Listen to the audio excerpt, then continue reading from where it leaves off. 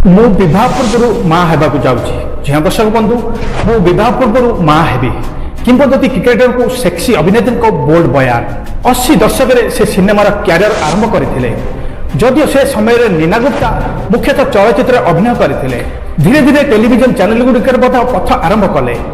ଦୂରଦର୍ଶନରୁ ଘରୋଇ ଚ୍ୟାନେଲ ପର୍ଯ୍ୟନ୍ତ ଧାରାବାହିକଗୁଡ଼ିକ ଜୋରଦାର ଚାଲିଥିଲା। ସେ ସେହି ସମୟରେ ଜଣେ ଲୋକପ୍ରିୟ ଚେହେରା ଥିଲେ। ତଥାପି ତାଙ୍କ ବ୍ୟକ୍ତିଗତ ଜୀବନ ସବୁବେଳେ ଚର୍ଚ୍ଚାରେ ରହୁଥିଲା। ସେଥିମଧ୍ୟରୁ ଗୋଟିଏ ଥିଲା ଯିଏକି ଭିଭିଏନ୍ ରିଚାର୍ଡଙ୍କ ସହିତ ପ୍ରେମ ବିବାହ। ତା ପୂର୍ବରୁ ପୁଣି ସେ ମା ହୋଇଥିଲେ। ନୀନା ଗୁପ୍ତାଙ୍କ ବ୍ୟକ୍ତିଗତ ଜୀବନକୁ ନେଇ ଆଜି ବି ଚର୍ଚ୍ଚା ହୋଇଥାଏ। ବିଶ୍ୱର ଜଣେ ଶ୍ରେଷ୍ଠ କ୍ରିକେଟରଙ୍କ ସହ ତାଙ୍କର ପ୍ରେମ। ତାପରେ ସେ ବିବାହ ପୂର୍ବରୁ ଗର୍ଭବତୀ ହୋଇଥିଲେ।